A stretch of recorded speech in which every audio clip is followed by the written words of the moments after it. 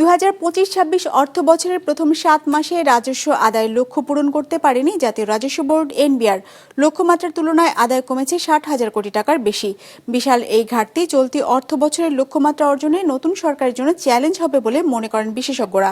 আদায় বাড়াতে সামগ্রিক কর ব্যবস্থার সংস্কারের পরামর্শ তাদের। রঞ্জিবুল মিজানের রিপোর্ট।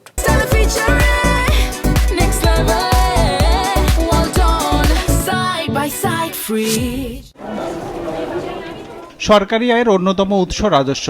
জাতীয় রাজস্ব বোর্ডের হিসেবে চলতি অর্থ বছরের প্রথম 7 মাস অর্থাৎ জুলাই থেকে জানুয়ারিতে রাজস্ব আদায়ের লক্ষ্য ছিল 2,83,000 কোটি টাকার বেশি। বিপরীতে আদায় হয়েছে 2,23,000 কোটি টাকা, অর্থাৎ এ সময়ে রাজস্ব আদায়ে ঘাটতি রয়ে গেছে 60,000 কোটি টাকা। রাজস্ব আদায়ের লক্ষ্যমাত্রার যে ঘাটতি, এটা কিন্তু বাংলাদেশে নতুন নয়।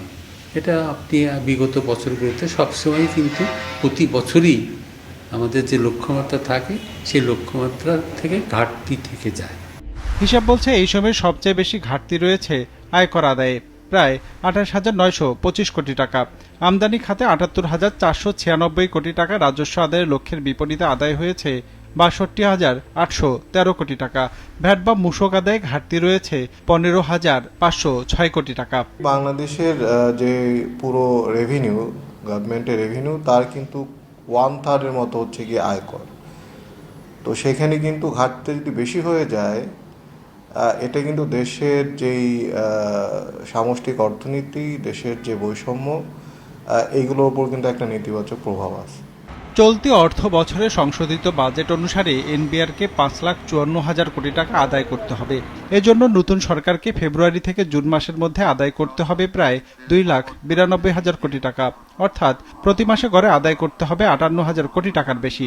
যদিও চলতি অর্থ বছরের কোনো মাসেই এ পরিমাণ রাজস্ব আদায় হয়নি। বাস্তবতার আলোকে কিন্তু এটা বোধহয় বলা যায় যে বর্তমান বছরেও সম্ভবত যে কর আদায়ের যে লক্ষ্যমাত্রা, এই লক্ষ্যমাত্রা অর্জিত হওয়ার সম্ভাবনা কিন্তু খুব কম। বিশ্লেষকরা বলছেন, বাস্তবায়নের দুর্বলতার কারণে আদায় বাড়ানো সম্ভব হচ্ছে না। এজন্য কৌশলগত পরিবর্তন আনতে হবে, সেই সাথে নিতে হবে সঠিক কর্মপরিকল্পনা।